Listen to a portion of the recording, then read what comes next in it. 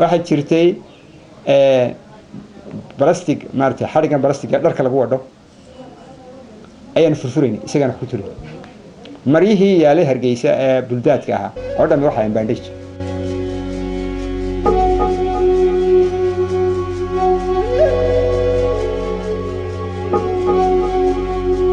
فرسوين بدنا أنتي دوي والهرو يشيلنا وساس على إنه سكت وسنا قلنا يسكت دلوليانو أيضا عكلا كذي معدن لما تكون يجاكو حرفت بدنا لكن يجو ما دام يبكي وولاية هايستان يبغى يالك كسوري دي عند قياس صلاحين ده تا هو واحد يسكت دلوليان مرمر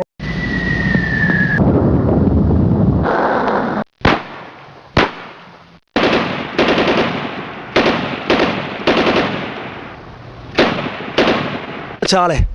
إيركي نوفمبر أيها وحنا نقول راعي ديارات ميجا جودنا كسرت دجال كوا شاله تاني كان إمك أو وزير كأمن بوتلاند خليف إنه مدن بالغ أي ديارات كدولي سكر إسقاط قليل إسقاط ديارات بالغ رجال كانوا توس قوة وحنقول حدا بقرها سودو إسكعلنس حدا الرؤية شو حقصة دكتورها سودك مركزون محات تشير كجود يقولوا ورثة كسب بحقود كتكشرته لا أنا ما راح أقرب فرق أبدا ونسكال خليف نقول أخين تذكر مركز شوقي الشعب كهاي يدقنا مقالة هرقيسة iyadoo maalin walba diyaaradaasi ay noo geysan jirtay dhibaato gubid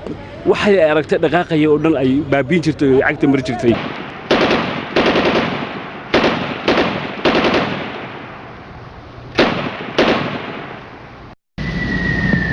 ciidanka maxamed cali muu wadan tekniko waata afanteerumbuha shan baabuur bay haayeen ciidanka Xuseen Dheere watay saddex teknikaaba watay ciidanka dabada loo taagay ciidanka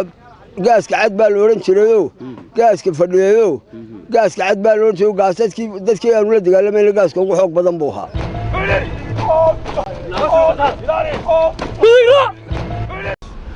dawladdii maxamed saad barre dhaawac weyn oo fara badan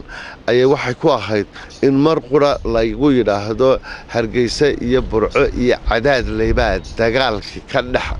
socda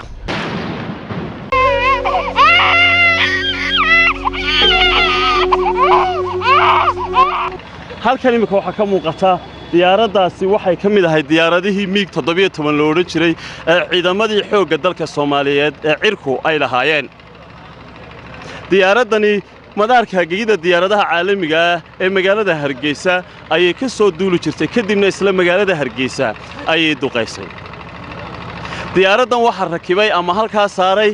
maayarkii mid kamida maayaradii magaalada Hargeysa Cawl Cilmi Cabdallah ujeedada ugu weyn ay xambaarsantahay ama halka uu taalana waa in lagu xasuusiyo dhalinyarada waliba inta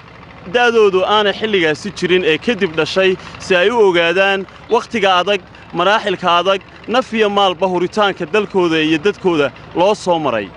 waa amuurtaanu ku eegayna daawadayaal barnaamijkan iyo toddobaadkan 27kii 29kii iyo 31kii bishii May waxa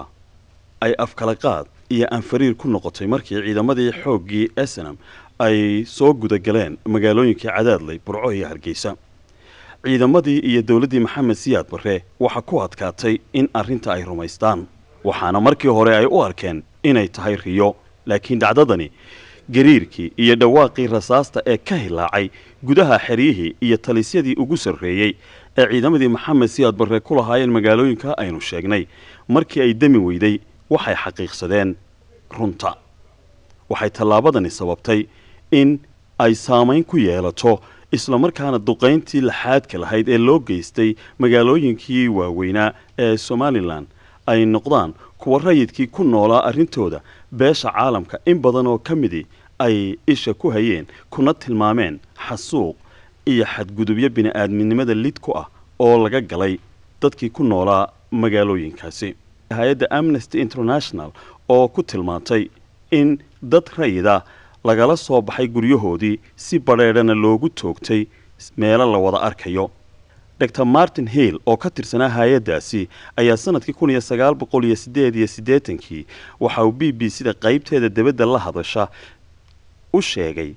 inay hayaan dokumentiyo iyo xaqiiqooyin markhaati madoona oo muujinaya xadgudubyadan. What it documents is a pattern of torture of political opponents,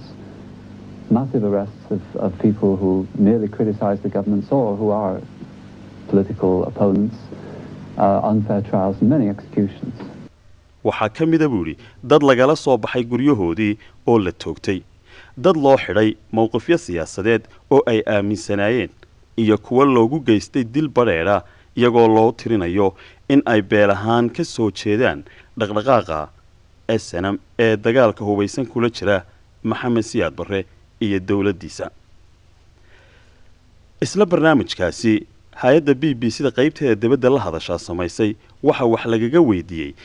haweeney u qaabilsanayd qaybta warbaahinta iyo dhaqanka safaaraddii dowladda Maxamed Siyaad Barre ay ku lahayd magaalada London ee cariga Ingiriiska.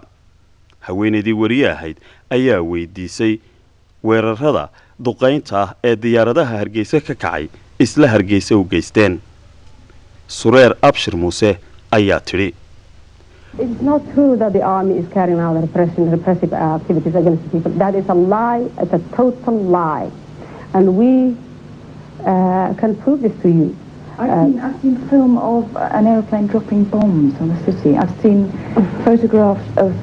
devastated houses that could only have been caused by heavy shelling and bombing. I think if you have seen an airplane, I do not think if you have seen an airplane dropping bombs.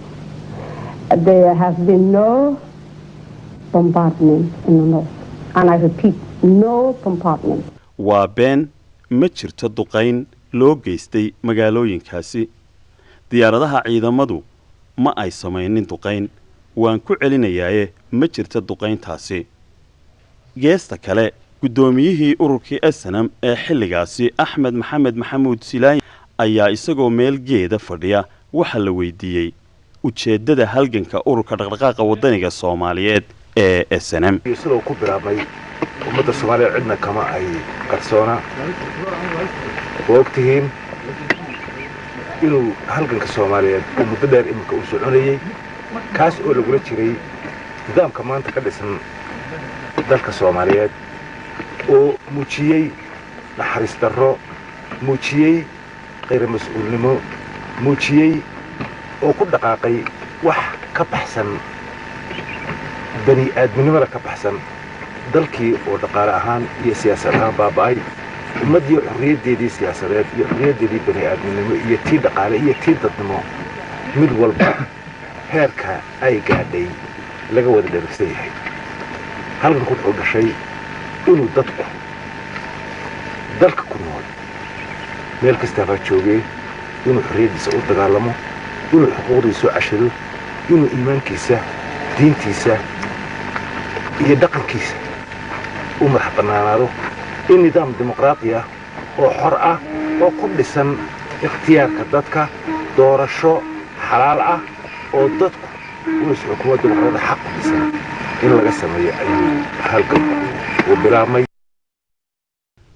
go'aankii ururkii dhaqdhaqaaqa wadaniga Soomaaliyeed ee SNM ay ku go'aansadeen inay gudaha u soo galaan magaalooyinka Burco iyo Hargeysa iyo kuwii kale deegaanadaasi waxa uu ka dhashay sida in badan oo dadka af Soomaaliga ku hadla kamid ay ka warhayaan markii dawladihii ka jiray Soomaaliya iyo Itoobiya ay kala hogaaminayeen Maxamed Siyaad Barre iyo Mengistu Haile Mariam ay ku heshiyeen heshiis buuxa oo gudaha dalka Itoobiya gebi ahaanba lagaga soo saarayo xarumihii ay SNM ku lahayd.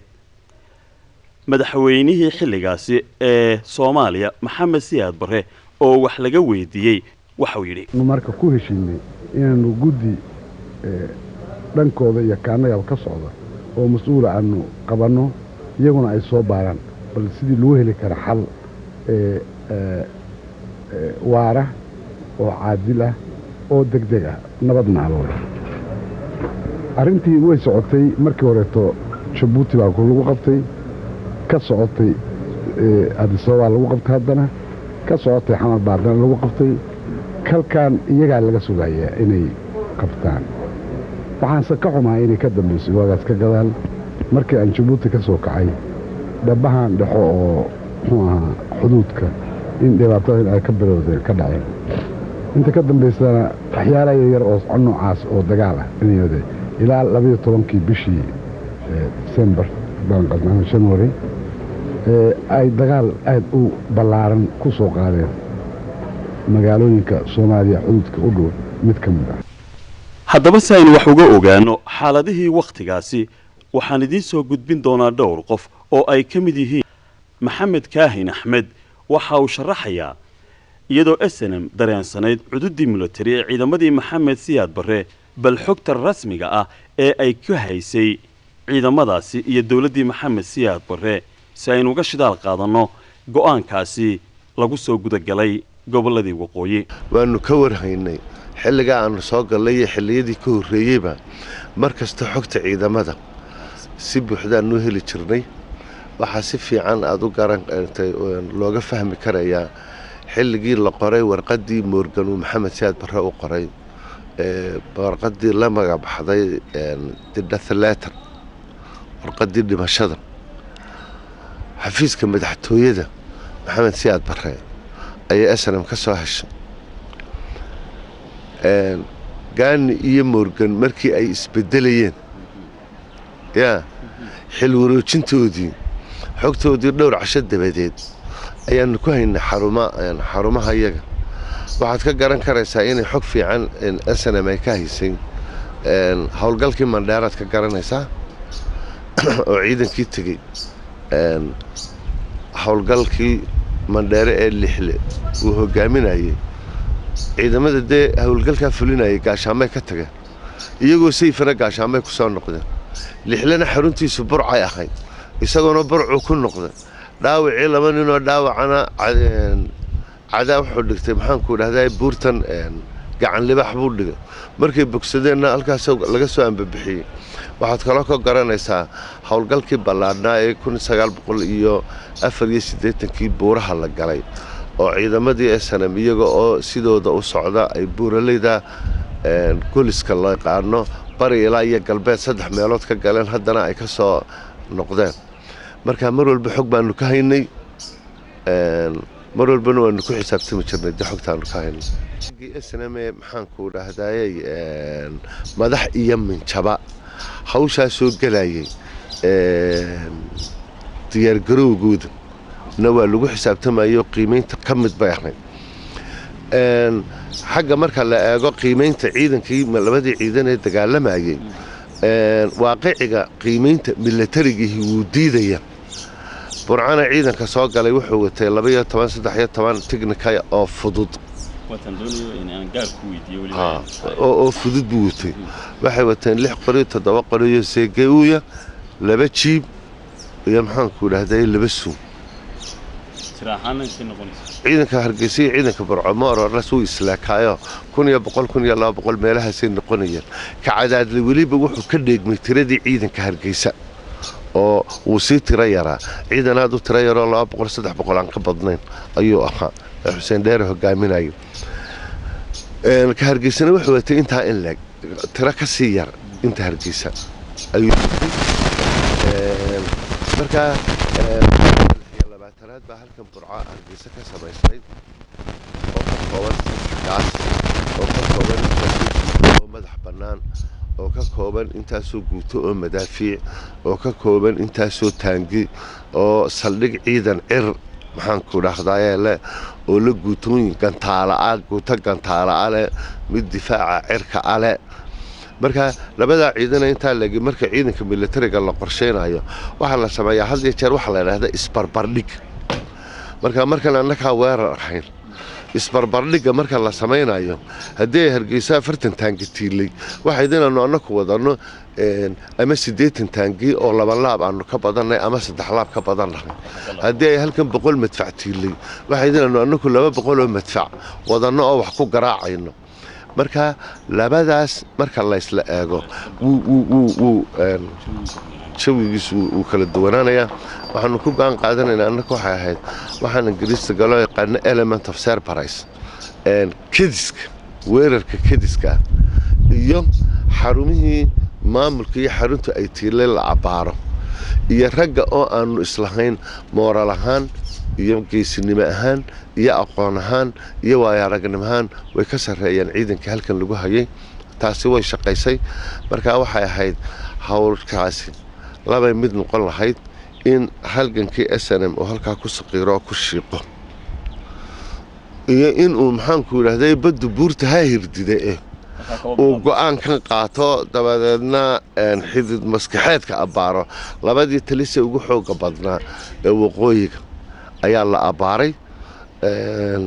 iyo cadaad laga maxaanku yidhahday labada dhexdooda ciidan dhan oo gaaska 12 ba cadaad lay deganaa ayay ahayd hawlihii abaabulka iyo siyaasadda iyo dadkana la galo hawshaasi markaasaasay ku dhacday way socotay way hirgashay guusha maanta la joogana waa laga gaari way maxamed inta adoo iga raaliye waqtigana runtaasi sana kaaga mahad celinayo sawirka burco abbaara xilli ma gasheen xabadii ugu horeysay halkee ka qarxday maadaama ciidankii burco anigu ciidankii burco waxa hogaaminayay anigu taliska guud ee ciidankan ka tirsaneen waxa noo madax ahaa jaamac cali cilmi allah raxma xasan yoonis habane cabdi samed xaaji cabdilaahi iyo anigaanu ahayn labada saraakiishan kale ayaa hogaaminaysay fiidkiiba ka soo dhaqaaqay meel la yidhaahdo samater axmed 6dii iyo googa subaxnimo ayuu kontaroolka burco ka bilaaba markaa dagaal kama dhicin kontaroolka dhowr askari baa joogay way jiidheen wuxuu ka bilaabmay markaa xarumihii xerada taliska gaaskiisa saddexaad ee burco ayuu ka bilaabmay xeradii madaafiicda gooncad instituutka burco galbeedka ka xigta maxaanku dhahday qaybtii biliiska eeriboorka ciidanka difaaca jawigii uu joogo ayuu ka bilaabmay ciidanka hargeysana habeenimo soo galay fiid buu soo galay sababta waxa weeye fiidka uu soo galay ka hargeysa waxaanu ku xisaabtamaynay inay sida ka burco si ka dhow ka burcana habeenkii waanu guuraysiin ka burcana hargeysana way soo galaa carrawdayo diyaaraduhu inay garaacaan oo dhexda ku hakiyaan ayaanu diidaynay hawshayada hirgalkeeda oo dhammi waxay ku xidhnayd annagu intaasoo ciidana ku xisaabtamayna dagaal foolka kuma soo wadi karno laakiin waxaanu ku wadi karnaa haddii taliska markaa ciidanka iyagu uu ka dhex bilaabmo nuxurka ciidamadii xadka joogay way dhimanayaan waayo meel uu xadka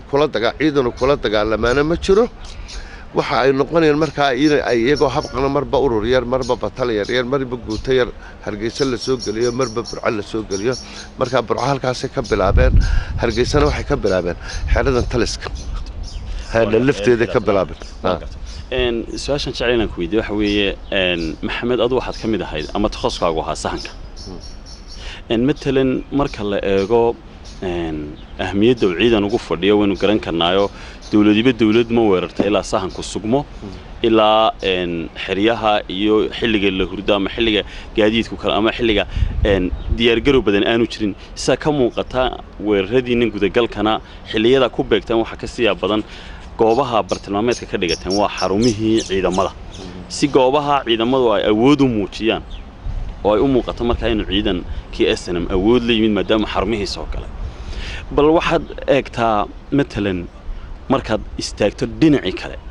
سوي نتيلك بحنيسة السنة لجو يقانع أما لجو جا حدود كإثيوبيا السنة لجو جا إن الدولة محمسيات برتنا سلادو سمي إثيوبيا حلقي من قصة حالة مريم سي السنة ملاصة ضعيفة من الله بابيه با إن حرمه عيدا برعيه هرقصة دقال اخترحه مع داوع نتيلك بيكوها الدولة محمسيات برحلقة مركز قنت هذا runtii sidaan markii hore u sheegay qiimeynta markaanu sameeynay waxay noqotay wax aan suuragal ahayn macquul ahayn inaanu dagaalka xadka ka soo bilowno oo dabadna saanu soo wadno u soo riixayno ama aanu hargeysay burco soo gelino mid aanan kari kareynin ciidamo ahaan iyo farsamo ahaan iyo military ahaan aan suuragal ahayn way ahayd sidii aanu sheegay tanna waxaanu u dooranay oo intanoo ruulisoo xeerkan oo dhanna aanu u jabinay taqudha suuro gelinaysa waxay ahayd marka taliska dagaalku uu ka dhex abuurmo ciidankiisii iyo adigu waa u simantihiin dowladdii maxamed saad barre dhaawac weyn oo fara badan ayay waxay ku ahayd in mar qura lagu yidhaahdo hargeysa iyo burco iyo cadaad leybaa dagaalkii ka dhex socda oo masalan hargeysa oo kale markii ciidanku uu soo galay taliska ciidankii markii uu weerarka ka bilaabay way ka soo dhaqaajiyeen way ka soo yaaceen xeradana yimaadeen 26aad birjeex way ka tageen airportkay tageen cantatabka waxa ugu horeeyay oo uu sameeyay mid raadiyo la cararay Morgan iyo airportka iska heleen halkaas ugu horeysay inuu cid la hadli karo haddaan inkaara la ku dhaca reeriyoga la cararay aan la helin commandku isma qaban kareen way raadiyaasha airportka yaalina waa ciidan ciriyo difaac ciro uma hogaamin kareenin ciidankiisa dhulka ciidankii burcana taliyihii gaaskoodu iyo maxaan ku dhahdaa markiiba isaga saraakiil badan oo ciidankiisa ka tirsanay weerarkii u horeeyay qacdii u horeeyay ku dhinteen marka taliski gabigiisaba labadii talisba paralyzer bay noqdeen oo cid wax amarta 24 saacadoodii u horeysay waa la waayay dabadeedna waxay noqotay ciidamadiisii maxaan ku dhahdaayay laga bilaabo meesha lagu dhahdo laascaanood garowe gaalkacyo 54 qaybtii 6aad ee baydhabo ayaa dabadeedna nafla caariga marba guuta la soo dirayo iyaga laftooda qaabkoodii dagaalku uu ka lumayo marba guuta timiyo guutana situationkii waxba way ka bedeli weydeen marka runtii iyaga laftooda culays aad u fara badan bay ku ahayd iyo taliskii ciidamadooda oo structure-kii qaab dhismeedkii iyo qaab hogaamineedkii labaduba ay lumeen ugu dambeyntii shakhsiyan ku weydiiyay ma jeclayeen inay wax iga noqotid maxamed kaahin waa la maqlaa musabixi waa la maqlaa ibraahim dhagaweyne waa la maqlaa cabdiraxmaan cali waa la maqlaa deetana waxaanu su'aasha ugu soo dhaxtay barnaamijkan walaan maxamedna si kooban u baro inta aan ogeyn waxa marka hore uu maxamed bartay ciidamada kaga mid noqday intaanu talaabin horta inta nool haddii aad tiri waa la bartay waa la yaqaanaa in badanoo aan noolayn ayaa raggii rasmiga ahaa ee biyo kama dhimcaanka ahaa ee inagoogaarka ahaa ee kariimkii lafdhabarka ahaa lixlaa ka mida askar baa ka mid ah mahdi cali faarax baa ka mid ah koodbuur baa ka mid ah axmed dhagax baa ka mid ah gamca dheeraa ka mid ah aadan saleebaan ibraahim jaamac dhiif halliqin muulaac maxamed cali maxaan ku dhahdaa axmed macalin haaruun xandulle biidhiidh hebel sabban maxamuud haybe xuseen axmed guuleed xuseen dheere intaa iyo in kaloo fara badan aan iminka koobi karin raggii magacyada lahaa ee maamuuska lahaa waa kuwa dabcan sarga saraakiisha ciidamadii rab kariimahoo aad u wanaagsan bay ahaayeen aqoono kala jaajaada bay ciidanka ay ahaayeen qaar ciidanka cirka ay ahaayeen qaar ciidanka dhulka ay ahaayeen qaar ciidanka badda ay ahaayeen qaar pilots bay ahaayeen marka anu qaar madaafiicday ahaayeen qaar injineeray ahaayeen qaar taangistay ahaayeen qaar miinistay ahaayeen jirifiyo waa miiniste qaar anigu waxaan ahaa saraakiisha infantryga ka mid ahaa commandka magaalada Cadaadley oo xarun u ahayd talisyo ka mid ahaa ciidamadii Maxamed Siyaad Barre deganaayeen ciidamo xoogan oo ay fadhiisin u ahayd ciidamadu SNM waxa ay galeen bishii May 29keedii Caydiid Xirsi Cagajar waxa uu ka mid ahaa raggii hogaaminayay dagaalkii deegaanka Cadaadley saddex ciidan baa isdaba fadhiyay ciidankii horeeyay wuxuu galay burcu galay jamaahii 27kii sideed iyo 20 debis baanu gal rag ninka ciidanka nimanka watay waxay ahayn axmed mire iyo ina kaahin iyo caynkaas bay ahaayeen farabadan macalin haaruun iyo rag badan bay ahaayeen ciidanka debis waxa madax ahaa maxamed cali waxa ku xigay indhabalac waxa ku xigay daahir waraabani la yiraahdo waxa ku xigay kiiniyati waxa ku xigay nin la oran jiray gaani dagaalkaasu wuxuu bilaabmay debis markay ahayd saddexdii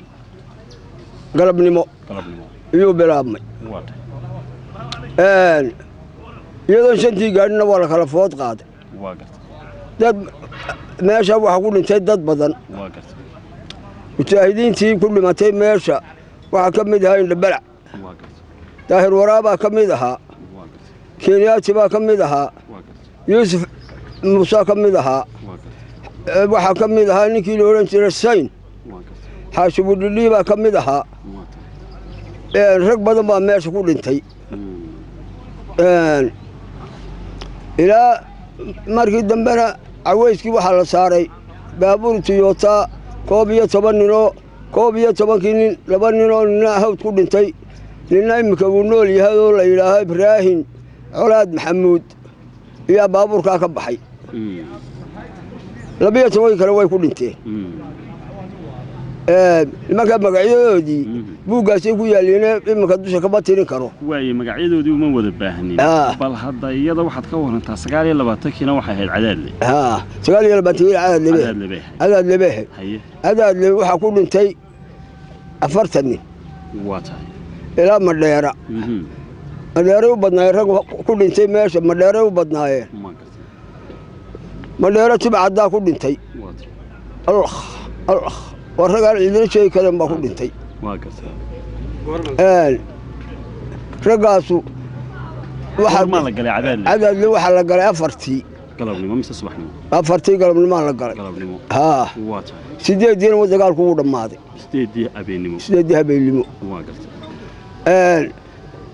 waxaa lala kacay qiyaastii 7dii markay ahayd baa lala kacay nimanka waxay ugu dambeeyeen halka la yidhaaho bahalkan waxa lagu dhigi jiray la yidhaaho burbure iskuulka iyay ugu dambeeyeen 7dii baa laga saaray 8diibu dagaalkaasu dhammaaday laakiin habeenkii ilaa waa berigii nimanku way dhimanayeenoo ma kala yaaceenoo xeradiima laga saaray waxay is yidhaahaan ku noqdaa malada oqoladiinniba haysato iyagoo kooxunbay soo galaan xeradiisa ku noqda cadaadle xarun ciidan bay ahayd xero ciidan oo iyana dee culus bay ahayd hargeysina maadaama 31 noqonaysay ciidamadii SNM galay cadaadle sidee bay awoodoodu ahayd ciidamada awoodoodu aad bay u sarraysay ciidanka maxamed cali muu wadan tekniko afantarumbuha 5 baabuur bay ahaayeen ciidankan xuseen dheere watay 3 teknikaabuu watay ciidanka dabadaa loo taagay ciidanka gaaska cad baa la odhan jirayoo gaaska fadhiyeeyoo gaaska cad baa la odhan jiray gaasadkii dadkii aanu la dagaalamayna gaaska ugu xoog badan buu ahaa ciidamadii siyaad barre ciidanka ugu adag buu ahaa oo wuxuu fadhiyey markaa xeradii ciidanka cadaadle ayuu fadhiyey 7 beebey baanu ka gubnay 7 beebey baa laga dilay soo maqli maysi sidee maxaa filaysaan idinku ilaa xero ciidan iyo ciidan awood leh iyo guutooyin meesha degan baan weerarayseen annagu nafcaari baanu hayn annagu dhimashadii nolosha baanu kala jecelay nolosha iyo dhimashada ma baanu kala jecelayn soo rag midaba maanu hayn ciidanka meeshaa soo galay ciidankii hore ahee ciidankan 500 buu ahaa ciidankan maxamed calina 220 buu ahaa soo maqli maysid 700 bay ahaayeen 700 bay meesha soo galay ciidan ka dambeeyey mandheere jeelka sidaasaanu ku jebinay waxaanu ka sii daynay 900 oo maxaabiisa oo cid walba leh dadkaa waxba maanu farsamo kale looma gelin waa la sii daayo haa ciddina raacayseen ciddii iska tegayseen iska tag baanu ku nidhi ciidankaasuna saas ku biyo beelay markaad qabsateen cadaadle waxaa ogaateen in ciidan rag badan meesha idinkaga dhinteen laakiin waa ugu tala gasheen oo idinku waxay eegayseen inaad guulaysataan annagu inaan guulaysano baanu u jeednay dadkiina dagaalka gaasiyaanu yidhi ha laysku kaco adduunyadu horta waddanku ha baaba'e magaalooyinku ha baaba'eene go'aanka iyagu wuxuu ahaa inaanu ama dhimanno ama dadka xorayno baaqigiisu si uu u gaadho leef wanaagsan meel wanaagsan u gaadho halkee ka soo dhaqaaqdeen caydido waxaanu ka soo dhaqaaqnay waabcaddo imisada ka dhaqaaqdeen annagu waxaanu ka dhaqaaqnay 5tii subaxnimo ayaa waabcadda ka dhaqaaqnay ka dhaqaaqnay 5tii may ahayn waxaanu ka dhaqaaqnay 4 iyo barkii baanu ka dhaqaaqnay adu markaa ciidankii maxamed cali mise ciidankii xuseen dheere ayaad ku jirtay anu waxaan la socday ciidankii xuseen dheere ayaad la socotay haahey soo maqli maysid aniga iyo obsi iyo rag badan baanu hayn raggii meesha marayee mudakarka ahaa ama ciidankii maxamed cali ha ahaato ama ciidan ka yagaa dambe ha ahaato wax ninahoo muddo karahoo ka hadhay alyoobsi baa jira raggi waa ku dhinteen meesha wararkaas baaqi ku dhintay waa kii halkan ku dhintaan warshada gallay haa halkaas soo qabtay midkii waataan warshada qabsannay haa weerarkaa noo xigay kii warshaduu ahaa teknikadii meesha aan ku qabsannay iyo waxaana ku soo dhaafay nimanku awooddii waxay isugu keeneen weeraarta 7 cisho lagu dagaalamayay habeenkii dambaan ku waabadhiisanayba waxaanu ka qabsannay 22 baabuur oo beebeegii lahoo shiilkihii lahoo afarmumoodlaa lahoo beebeegii lahoo jiibkii lahoo nimanka halkaasaan wixii ay wateen salaad hore kaga wareegin haa dabeeto dayuurad baa ku laysay halkan gambayar teknikadii oo soo weerartay haa soo socodkii markii caadada laga soo baxay waatii baabuurtii halkaa ay ku duqaysay dayuuradu ku laayeen baabuurtaas fiig ma yeelan beebeegii baa ka baxsaday wixii kale way burburiyeen haa iyadoo baabuurta xidhiirsan oo kolonyaahoo wadda yaroo baasoo layidhaa magacay ku sheegaan mitirka ay yidhaahaan sidaa isu daba haysta oo xaggaana golol kaga gudbay xaggaana golol kaga gudbayoo intaa laba shaaguuna oo cidhiidhi ah oo meelka leexdaan ahayn iyuunbay dabada kaga timi soo maqli maysid ninka axmed xasan la yidhaahna wuu ku jabay maalintaasoo bawdadu ka jabay soo maqli maysid xildhibaanka berberey axmed weys cadde maalintaasuu ku jabay halkaa soo maqli maysid dagaalka iyagu caynkaasu habeenkii dambena baabuurtii wixii noo hadhay waxaanu kaga nimi meeshaa lug baanu ku soo gallay haa nasaablood hoostaanu ka marray halkanaanu ka soo gallay waana kii ilaa 24aad weeraray gol waraama ninkii qabtay anigu ahaa ugu dambeyn caydiido marna adiga ilaahay waa kaa nabadgelinayo dawaadiga nool ma dhaawacantay haa gacanta arkaya waan gartay dagaalkii buu ahaa kii halkee kii wuxuu ahaa waxay ku gooyeen gacanta saldhigga dhexe waa 8 markaa haa 8 baaxadda hubkii kala duwanaa ee ciidamadii maxamed siyaad barre ay ku isticmaaleen magaalada hargeysa waxaa sharaxaad ka bixinaya muuse biixi cabdi oo ah madaxweynaha haatan xukuma jamhuuriyadda somalilan soo galnay 3dii ayaanu buurtayra xiis la yidhaahdo taliska qaybta ka dambaysay soo taagnay deetana xabaddu baa bilaabantay magaaladu markaa sawirka habeenkaa dhacay waxaa weeye annagu ciidankan wadanay 500 kama badnayn hadduu bato 100 buu ahaa 3 bal waanu jidgooya u reebnay galbeedka taliska ka dhacday haa ciidanka waxa ugu la soo hormariyey intii madaxda ahayd ninbanku ka garaadoonaa baa xag hore la soo mariyey oo lama kala maqleen waxa aad maqasheen hebel ee taliya ciidan ahaa korneyl ha ahaado jaran ha ahaado mijir ha ahaado xidigla ha ahaado mujaahid ku soo baxay dagaalkaada safka hore ku socday dabeetana xabadii baa ka bilaabtay irida horteeda may dareemin iyagu waxay u qaateen markii gabalka dhacay roobna da'ay in ciidankayga dib u noqday tan iska seexday 3 baa waardiyaha dee taliska qaybta ka bilaabay habeenka cadowgii meesha joogay iyo ninkii odayga ahaa ee imika meelaha garka dheer rabaxa la yidhaahdo morgan orodkii waxay ku tageen meesha la yidhaahdo airportka isku baxeen dhammaantood ciidanka waray ilaa waxaanu soconnay qaybtaanu qabsannay birjeex baanu jeednay talaawiishta ku xigtaanu qabsannay iyo wixii xaggan dee magaalada ka soo xigoon annaga 2 dhibaataa nagu dhacay marka hore maanaan seenin wax la isgaarsiin markaanu magaalo soo galayna ciidankaygu kala qaybsan kala go'ay ninna ma joogo isma ogey isgaarsilaan baan ku dhacday markaa dhaawacayagii maydkaygii waan kala lunnay waagina wuu beriyey cabsina way jirtaa col laga xoogay baan dhex joognaa dabeetana waxaa ilaahay mahadiya maalintaa waxa dagaalamay oo cadowga caabiyey oo ciidankaasana soo ururiyey dadka hargeysa deganaa khaasatan wixii da'yaraa wixii 40 ka weyn way baqdeen maalintaa rag iyo dumar laakiin wixii dhalinyaro uune dhowristan ka hooseeya da' kastaba ha adeene ee rag iyo dumara ayaa ciidankayga isu keenay iyagaa isugaa soo xidhiidhiyey iyagaa dhaawacii soo guray iyagaa meedkaygii soo qaaday iyagaa meesha bannaan ee cadow ka baxaya meesha kala sheenay dabeetana Hargeysa oo dhan unba habka qaado ciidan oo noqotay marka ciidankaas wuxuu isugu soo ururay idaacadda oo maxamed cilmi galaan gutadiisii Sayid Cali ay joogtay iyo aadan cadda la naxariistay ciidankii Sancaani labada guuto ayaa waxay labadii taliye noqdeen barta lagu soo ururo halka idaacadda agteeda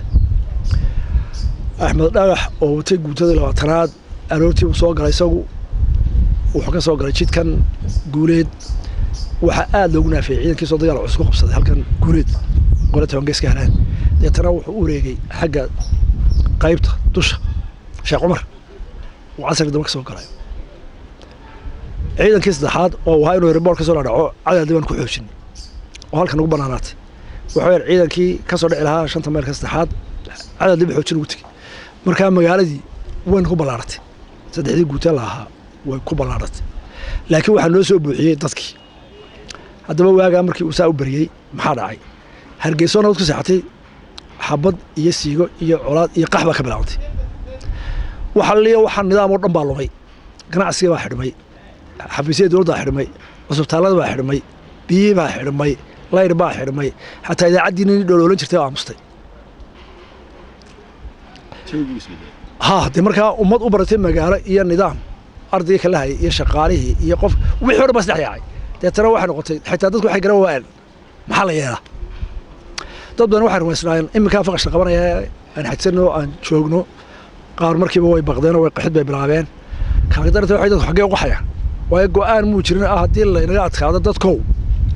xagoo baxan laakiin anaga waa qorshaysnay anaga marka hore waxaan qorshaynay inaan meel daman ku noqono aanay jirin ilaa Itoobiya waa ka soo baxsanay haddii laga adkaado inaan u baxno dhinaca buuraha iyo geedeble biyaha marka ciidankii uu ogyahay halka lagu ururayo waxaan soo qorshaynay dhaawac noqdo kayntii geedeble imika way baabaaday dhaawac ka la dhigo way biyeelada buurana way leedahay ciidan noogu soo gali karaa ee tagni karaa marka taasaan u dooran laakiin dadweynihi waa ku bariyay marka wixii daayaraha iyagu ciidanku ma soo doontay qori idib rageedo dadkii waa weynaana ila mas'uuliyad baa saaran oo carruurta baa saaran oo bukaankii baa saaran oo waayarkii baa saaran oo laxjaclada saaran way jaawareereen deetana wax una qaateen xagga ciidanku u baxayo inaan raacaan deeta markay halkan ciidanka dhaawaciyan u qaadanna geedeble Hargeysa oo dhamina xoogeeda 80% waxay u soo guurtay geedeble ma labaada maalinta koowaad ee koodii June annaga iyo qoladii cadawga waanu ka gabsanayn iyaguna airport ma soo dhaafin oo magaalada laga haystay annaguna waa nagan nin waliba uu ciidankii waanu istiideynay iska faaruq ahayd magaalada ma labaadii iyaga waxba kaga soo noqday birjeex oo ka soo dhacayna nahar annaguna waxaan soo xoojinay halkan idaacadda dabadeed marka idaacadda waxa ku jiray koox taangiya oo dhan ku go'doomay oo dee meel baxaan baa lahayn ilaa raska dhamaanayso maalin saddexaad waanu sameynay marka aniga qolaan ku jiraa habeen labaadkii waxaan ku tagnay lugtii markaan ka baxnay halkan waanu ka baydnay halka wax waagu noogu bariyay halkan xashi lagu daadiyay qaybta horteeda ayaa qoob weyn oo dhan inuu cali xoosho aniga war qoob rag sadweey gaaraya oo waliba qoob weyn rag horta kaleena iyo xogay mujaahidiina oo dhaawac sita ayaa cid loogu soo baxday halkan gudaafada lagu daadiyay marka xabaalaha boojiro soo martay ayaa cid loogu soo baxday deetana waxaan ku dhufnay halka ay xirdigaagta waxaan soo meel jeexjeex magaalada jeexjeex dambe gala deetana waxaan u galnay guutada gantaalaha oo degrade sheeda ayaan u xiriiray yara dafsir marka ayaguna la fooday baqarayna rasmi ugu riday anaanu ka baydnay markaan u baydnay xagga ina aamin buurta dambe ayaa waxaanu salay ciidan dhan oo guto la yiraahdo soor loo jiray kiibaanu ilaa casarkii haysan isaga waan ku soo riixay deetana waxaanu galay laagta ina aamin ka dambaysa ila waxaan ku soo qornaa qorshahayaga ahaa hala tago geedeble halkaas aan ka bilowday habeenkii hore geedeble waa noogu bari geedeble oo ciidamo joogin maanu tagno jabhad ay haysato haddana jabhaddan fooda sar marka waxay ila waa bartay tariskii gudbaan doonaan dhignaa halkan ciidankaygana waa kan kala go'ay raggii gutooyinkii madaxda labadii taliye ee magaalada soo galay saddexdii taliye magaalada soo galay dhagax iyo aadan cadde iyo maxamed cilmi laba way saleen maxamed cilmi iyo aadan cadde iyo tiknikada waxay heleen waxay ku qabteen idaacadda dhagaxna waxa lagu goday beer guuleed oo qaybta xagee dambe ayaa isaga lagu goobtay iyo ciidankiisa qoladii taliska guudda waaga saddex ciidan dhexdood loogu bariyey magaaladii ma la iswaayay taliska guud qabto waa naga nidhi deetana saddex ciidan baanu sellay deetana jabhad baan ugu tagnay xoog la geedeeble ilaan jabhadii waxay tahay magaalada wax ka dhacaya markay aragtay hugunka iyagiiba tira aanu nahay waxaan seenaba ma hubsanine jaantay ware deetana horta biyoon xoreysan deetana waxaanu fariin u dirsanay ilaan dadkii baa shaqeynaya shacbiga waa ordo waxay u tageen raagabdaaroo jooga agabar isagu soo galay oo u dul fadhiyo inuu qaxootiga halkaa weeraro ase aan weli gaadhin iyo ina nadiifiyo halkaa jooga ayaa fariintii la gaarsiiyey iyagiina ciidamaynu soo direen marka maxaa isku haya xidhmay ciidankii galbeedka waqooyi hoose joogay oo waxaanu jarnaa jidkaa Jabuuti laga soo goynayo iyo anagoo geedib la joognaa fariintii magaalada waxaa nooga timid maxamed cilmi iyo aadan caddi waxay ku jiraan idaacaddii ay joogaan dhagaxna dusha ayaa ciidanka soo aabulaya deetana waxaan ku idhi halkiina hays anagaa soo noqonay galabtana waddan halkaa ka soo bilowna maalintii shantii galabnimo waa maalintii saddexaad bay noqonaysa ama afraad ayaanu ka soo galnay halkaa yara ina aamin deetana waxaan ugu idhi maxamed cilmi iyo raggii maxaa gutay sancaani iyo sayid cumar iyo dhagaxoo soo gaadhay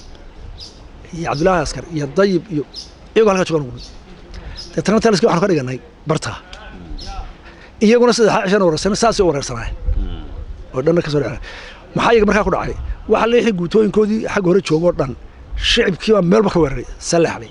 balacabane balgubadle kumburaha caydaroosh ilaa wajaale nin waliba wuxuu idhi faqash jabti deetana dadkii waa maqiiqan ma ku soo godin iyaguna maba waabiyaan dee waa ruucdaa ku dhacay dee nin waliba qorigu tuura u baxsanaya iyagii markaa waa ciidan jabaye marka la eego muuse dad badan sawirkan imika si silsilada bay ula socdaan bal wixii markaa kadib saddexda maalmood ama wiigaa koowaad kadib wixii dib u bilowday iyo magaaladoo dhagax ahayd duqaymihii ka bilaabmay bal iyadana sawirka labaad nooga xisay horta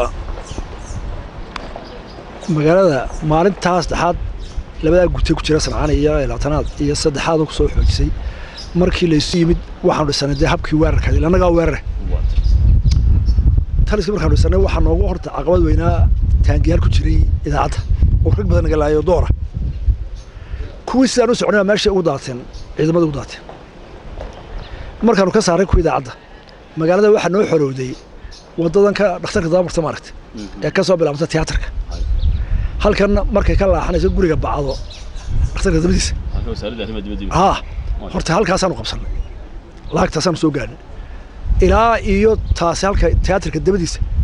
marka tiyaatarka la dhaafo waxaa jira masaajid xabaalaha dabadooda masaajid baa ka dambeeya masaajid baa xabaalaha ka dambeeya xaafadaha ku jira ilaa halkaasaanu qabsannay marka waxay ku midteen inaan laamida tiyaatar ka dambaysa ee berbera deetana sakad iyo laba nooga xigtay yaa naga haystaan xagga laamida ilaa hargeysa ama naga qabsanay laakiin iyaguna difaaca sakada labaad ayay naga qabsadeen ilaa iyo magaalada laga baxaya inaan laamida halkaa ka qabsan laakiin laamida waxaan ku haynaa culays dabah oo mar walba taagan kolkaa hubkii iyagu maxay isticmaaleen markii saddex cisho joogay nimanka waa kala adkaanay dee waana kala burbureen 10 cisho meelaha markay ay socotay waxay yimid wafdu Cali Samatrooto maalintii waftigaas imanayo waxaan joognaa total oo laamidan waanu gooynay maalinta malxadii oo iskuulkan Riis guriga Yuusuf Xaaji Aadan beerta Yuusuf Xaaji ayaa waxa degan in hayba goonaad maxamed haybe ciidanka saxarun ka dhigtay marka dooxan kala wada total ba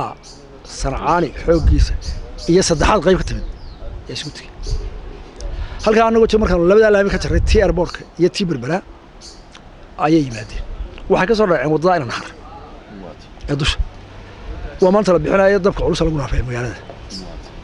maalinta waxa ka dambeeyay wax lagu bilaabmay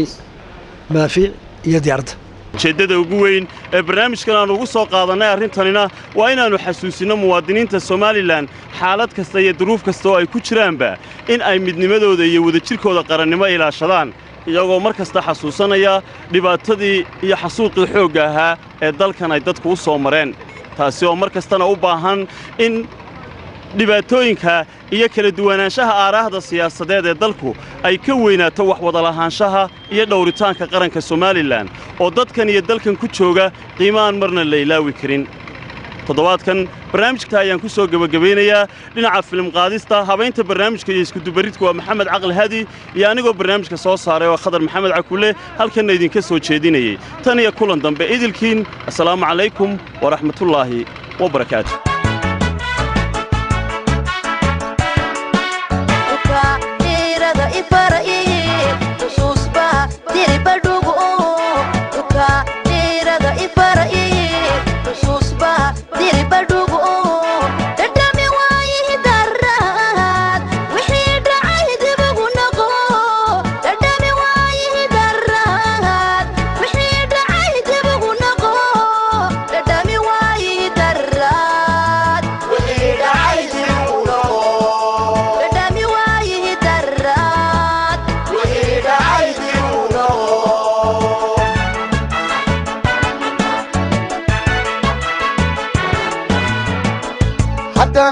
dhalan rognahay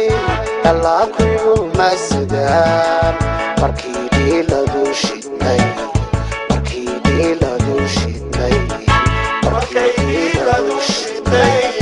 haddaan maanta dhalan rognahay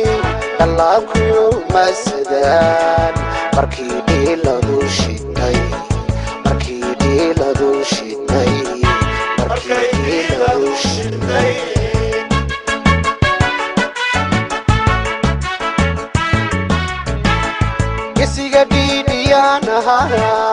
wadani dhaarsan baan ahaa gesiga dhiidhiyaan ahaa wadani dhaarsan baan ahaa